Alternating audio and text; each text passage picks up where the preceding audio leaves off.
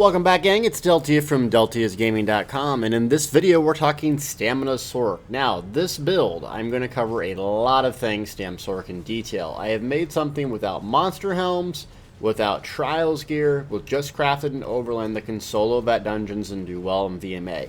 I will also list some of the best in slot options, so if you're a top end player and have access to those gear pieces, you can improve your build that way. Regardless, here's some information on the Stam Sorc build for Homestead, whether you're a solo player or a group. If you like Stam Sorc, they're still useful, still powerful, and here's what we came up with.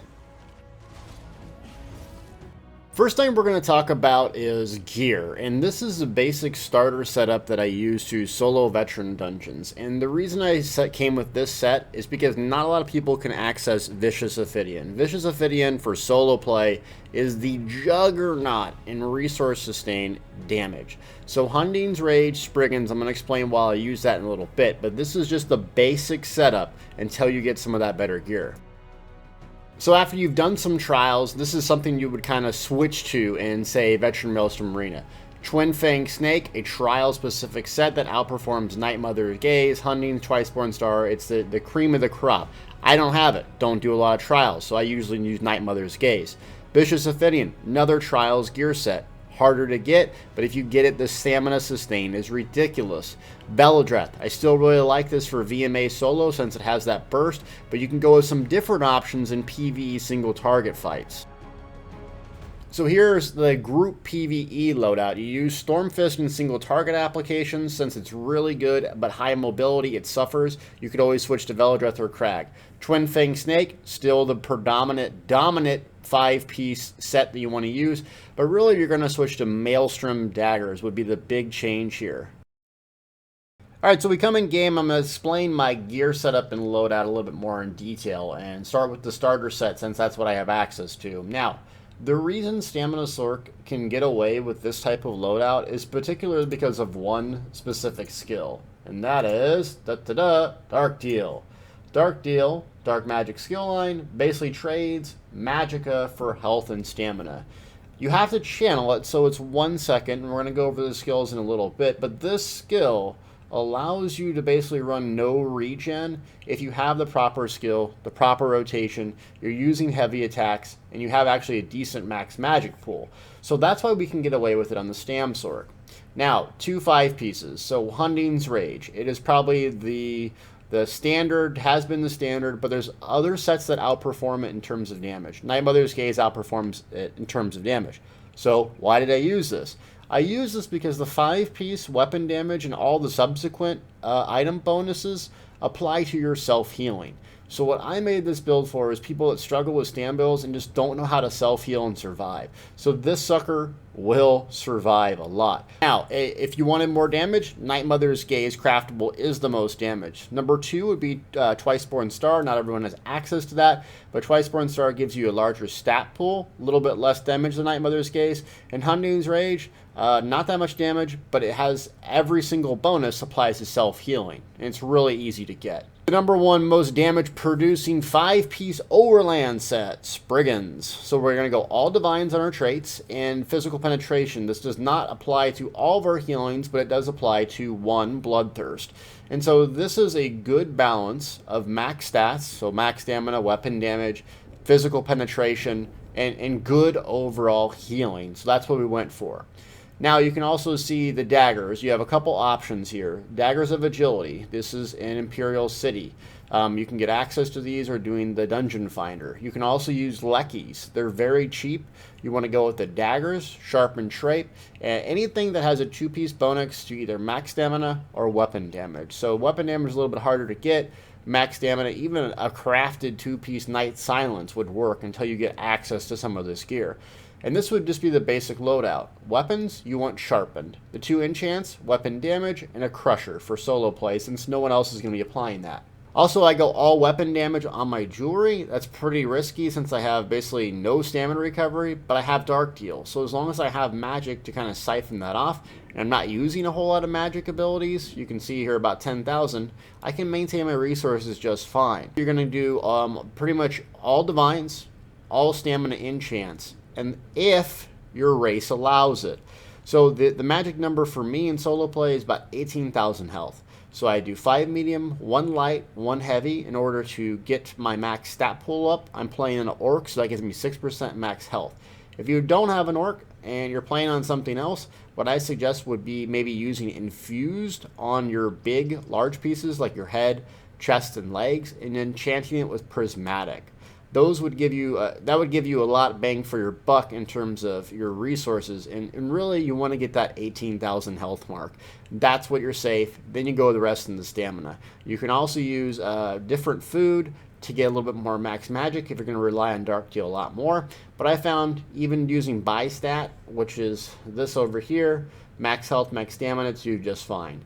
Because if you do use this food, you're going to have less health. So you see where I'm going with that. Getting 18k health, the rest in stamina, and you should be good.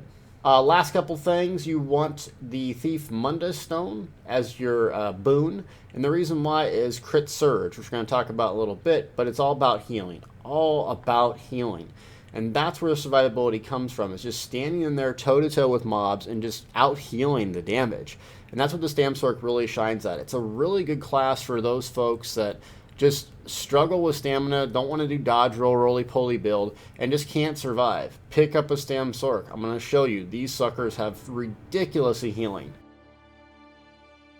I'm going to show and talk about 2 different skill loadouts, and this is just a basic starter skill loadout for a solo player. You're going to use dual wield, bow, pretty much what every stamina build uses. Now, what you're going to spec for is a lot of healing. So, Rend, dual wield ultimate, that heals you. Bloodthirst, that morph, it heals you as your main spammable attack. You're also going to run Crit Surge and Vigor with the healing negate alt. You have ridiculous healing, but you sacrifice damage. So we're not going to be using the double bar summoning skill line for max stamina, and we do that just so we have access to more skills, specifically Dark Deal and Vigor. That way we can reliably heal on demand, and we can tap into our magic pool for stamina. And coming over to this skill loadout, which I will have a link in the description for both, this is the optimal damage setup, whether you're playing solo or in a group. This is what you would want to set up your bar, swapping Hurricane to the front, Trap Beast to the back. You're also going to sacrifice Dark Conversion and Vigor, because you'll either have so much healing that you don't even need it, or you'll be killing mobs so fast, or have a dedicated healer. So this is what you would look at. Now you'll also notice Rend here is placed instead of Deadly Cloak. And I'm going to explain why. The AoE damage reduction is really significant in a lot of fights solo. So that's the basic changes you would make. For newer players, I'd recommend picking up Bloodthirst. The morph here heals you based on the damage that you do. So it's a single target, spammable ability, heals you like a, you know what, a truck. And it's really useful. And so what I would recommend is as you progress, learn the build, get better, swap morphs, more damage. Remember, you have to sacrifice something to get something. So optimally, this isn't going to be as much damage, but you're going to be very survivable. Next ability up is Steel Tornado, one of the best AoEs in the game, 9 meters, gets harder and harder, hits harder and harder, lower the health mobs are. It's a great ability, but don't just mindlessly spin. Talk about that more. Simply, you got your AoE ability in Steel Tornado, you got your single target ability. Next ability up is Deadly Cloak. You have an option here. Blood Craze is the other healing morph of this ability. Rending Slash will be more damage, but this is healing. I like Deadly Cloak when I'm soloing vet dungeons or doing VMA, because a lot of the mechanics that the bosses use or the mobs use is considered AoE. So from my perspective, the damage reduction that this provides outdoes the healing that Blood Craze survives in terms of survivability. Also, a lot of the fights are AoE, doing dungeons or VMA, so there's not so huge, long 9-minute fights like you would see in a vet trial. So Deadly Cloak is a better fit for me. Also, I use Rearming Trap on my front bar just since it's easier to place, and that I get a weapon damage bonus being on my front bar, and I'm not using VMA staffs. I'm not using VMA daggers, so it's really easy to maintain, and so that's why I keep it on my front bar. It's really the passive here that gives me more weapon damage for having it slotted. 3% is still 3%. And then I have the channel of all time, Dark Deal, getting back stamina for 3,000 magic. Now, we have basically 10,000 magic with this loadout, so you need to be cognizant of your magic. On our back bar, we have our most important buff that we're going to run, crit surge. You can see it costs 3,800. So essentially, you don't want to cast or do Dark Deal if you need to reapply your crit surge. Crit surge is critical. See what I did there? Because it just heals the crap out of you and keeps you survivable. So essentially, have your crit surge up, and then Dark Deal. Don't go below about 33%, 40% magic, and you should be good. Now, Dark Deal, when do you use it? Remember that it's a channel, so when you hit it, make sure the mobs are not heavy attacking you or you're not vulnerable, because you can die. And remember that it does heal the crap out of you too. So not only are you getting stamina back, you get a lot of health as well. So it's just a quick button to click if you're in trouble on your front bar. So a newer player might have more success with Vigor on their front bar or another base heal, since they have to click it and you might want the heal instantly. But I've gotten away with Dark Deal being on here and it works just fine. The ultimate we're going to use is Rend. Now, I've seen a lot of players not use this, and I have no idea why you would not use this. This ability is the most damage producing ultimate that we have. Whether you have VMA daggers or not, it's absurd. And the damage that heals you, the healing from this ability is incredible. And it's AoE, and it doesn't cost much. So the downside, the one downside is that it doesn't have a stun, but we have a really powerful AoE ultimate stun that we can use over Dawnbreaker of Smiting anyways. So there's very few instances that I would use Dawnbreaker of Smiting over this or something else. Meteor maybe when there's a bunch of trash pulls, but really, use Rend, people. The healing, the damage is incredible. It can carry you through tons and tons of content. Just using this, hitting Bloodthirst, you're getting 5-6k healing a second. Incredible ability. Use it, trust me. I put Hurricane on my back bar just so it's kind of easier for me to cast it. And it took a hit, this patch. It really did. So it doesn't do as much damage, but it's still worth having. And it gives you your resistances as well. And it procs the Implosion passive here. So while maintaining it is great for speed, resistances, damage, once those mobs get really low, you're going to start seeing Implosions proc. Stuff's going to die. So I would maintain that 100% of the time if you can. Last Sorc specific ability, Crit Surge, talked about it. 3,800 magic cost, gives you your weapon damage bonus. We don't have our crit damage bonus on our bars, so we're going to have to use weapon power potions, which are right here. So that gives you that as well. But it's just incredible healing. So with dots, our AoE stuff going off, the amount of healing that you get from these skills and combinations is spectacular. A boss might hit you for 7-8k, but you're going to bounce right back up with all the healing. As long as you're maintaining your dots, your buffs appropriately, you're going to be very hard to kill. And Crit Surge is basically the largest part of it. Consider this your #1 priority buff to maintain. #2 would be Hurricane. Going to go into the bow specific abilities. Poison Injection. It's mainly used for single target and deals more damage the lower the mob's health is, below 50% health. So once you're fighting bosses, your DPS will skyrocket once you maintain Poison Injection and Hurricane, single target or AoE. Once their health starts dipping, you're going to be nuking stuff. So just maintain your discipline throughout the fights, wait till they get low, then take advantage of them. This is worth maintaining this dot 100% of the time on bosses, and then your primary target if you're doing an AoE, you want to start the fight out. Endless Hail, I picked this just because it's easier to maintain with a 10-second duration. Arrow Barrage would be more DPS because of the AoE radius, but Endless Hail just works for me in how I use it effectively. So I usually do Injection, Hail, Hurricane. And Hurricane lasts 15 seconds, this basically lasts 12, 10. So it's not going to be a perfect lineup, but if you're playing on consoles, you don't have buff timers, it's a really easy thing to get into. And as you get better, you can speed up the animations, cast in a different order to take advantage of it. But just for starting out, Injection, Hail, Hurricane. You might lose a couple seconds, might lose a little bit of DPS, but it's better than not maintaining it. Last ability up is Resolving Vigor. So you have to PvP for this. Some people don't like that. I can't help it. It's a really good ability for healing. Now, you're going to ask me, what other on-demand heals can you get? Well, there's not really much else you could do. So, I mean, you could swap something in here like a Clan Fear or something, but it's not going to work as good as Vigor.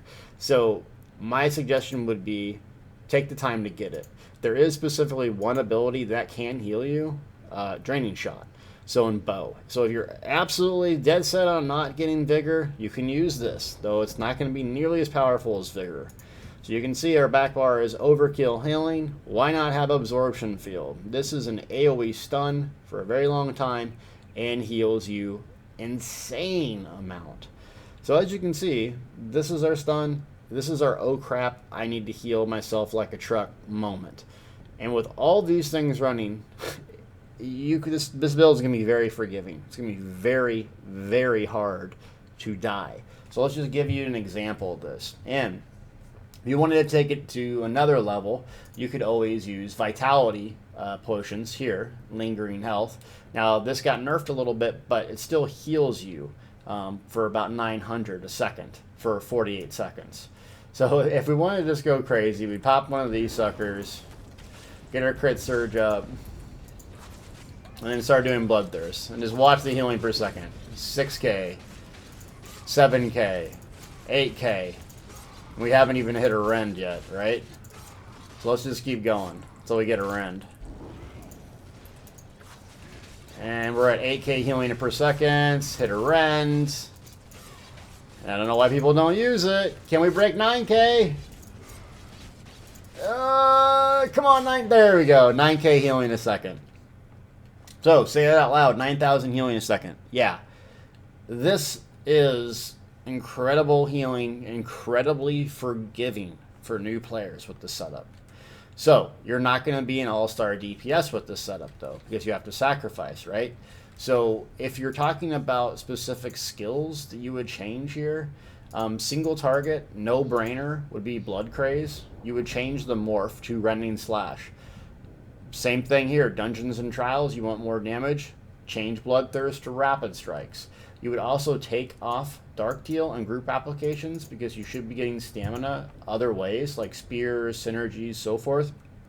Put bound armaments on. Go back to your back bar and grab Hurricane.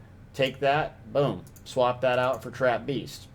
Now, get rid of Vigor, because you shouldn't need it with Crit Surge up if you're maintaining your damage over time effects.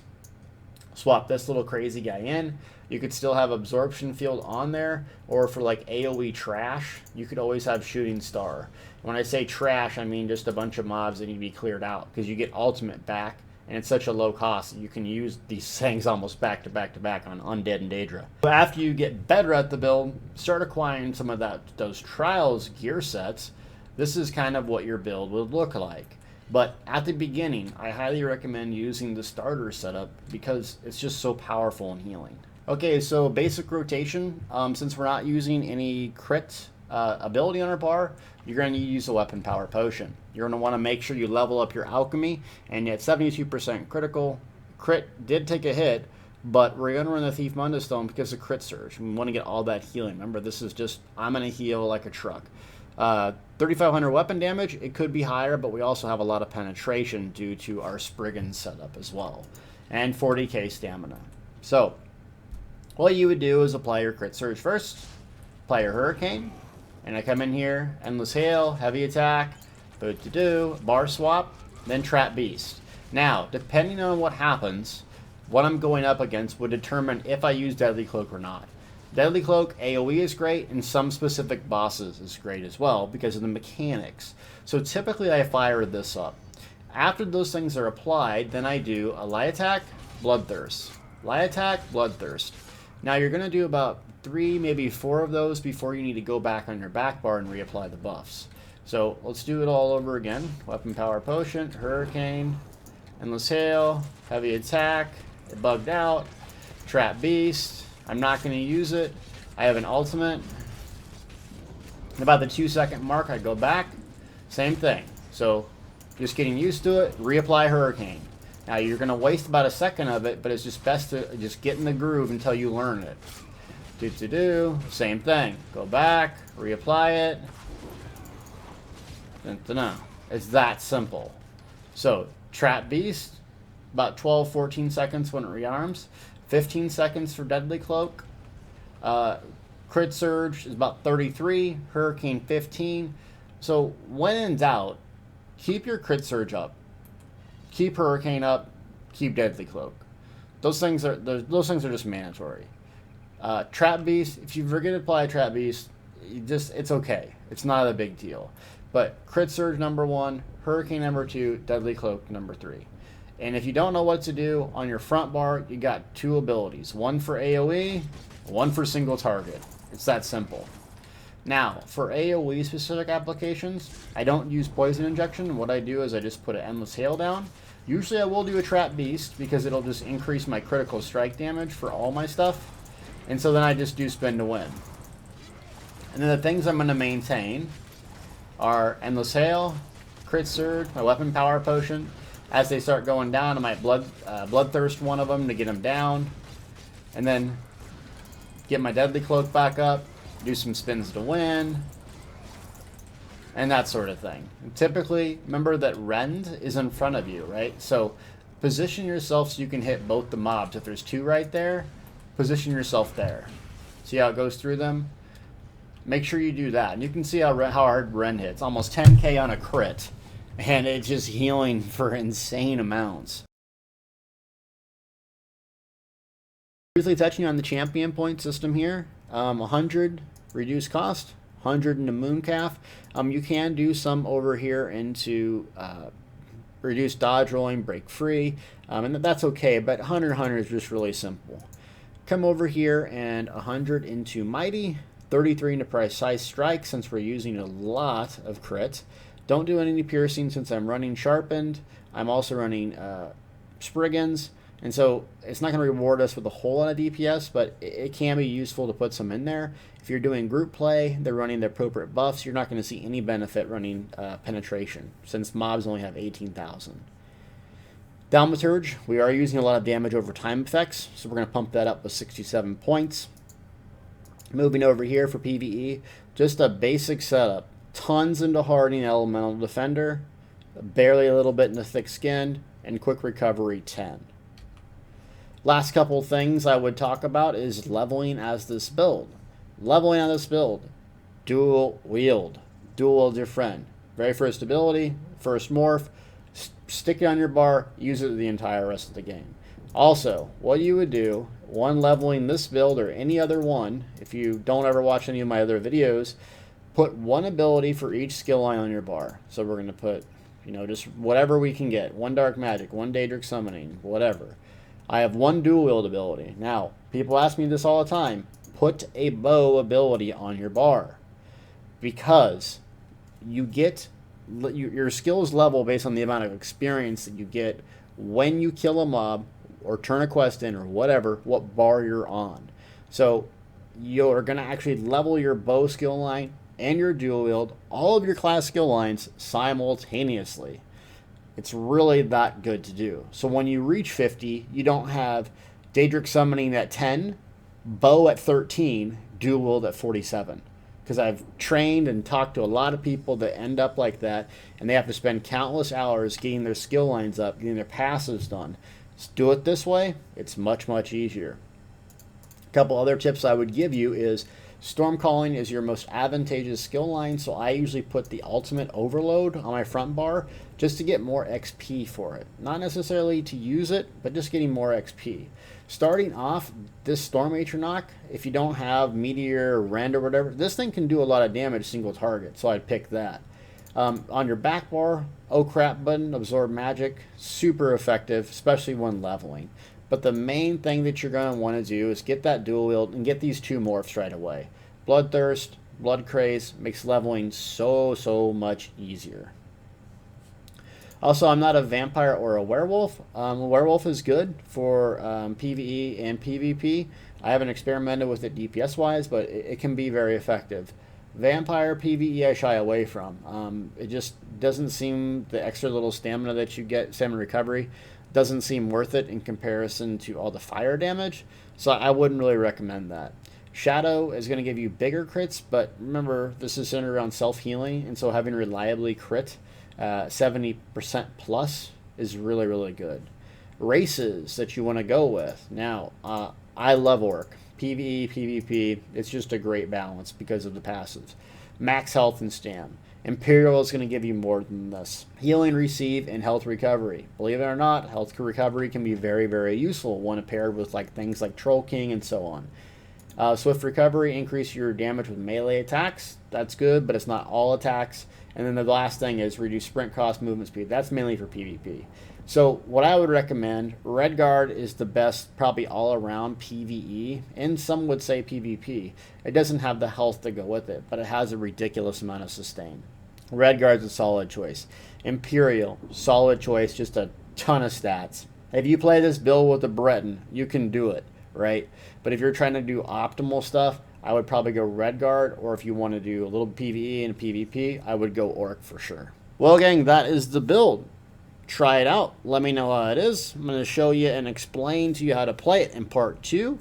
And then I didn't do Veteran Maelstrom Maria just because I don't have a lot of time to sit there and do it for 40 minutes all the time. But that dungeon, you can solo it. It's easy. You put this guy in a group, you're not going to need a whole lot of healing. And you might even be able to do some off healing with Vigor and your negate.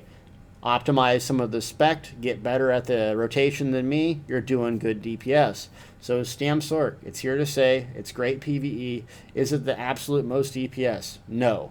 Is it super forgiving for newer players, average players that want something stamina based that can heal and survive anything? Absolutely, unequivocally, number one. Pick up a Stamina Sorc if you want that experience. And leave me a comment on what kind of builds you guys want next, because I work for you. Stay hungry, stay humble, and we'll see you next time.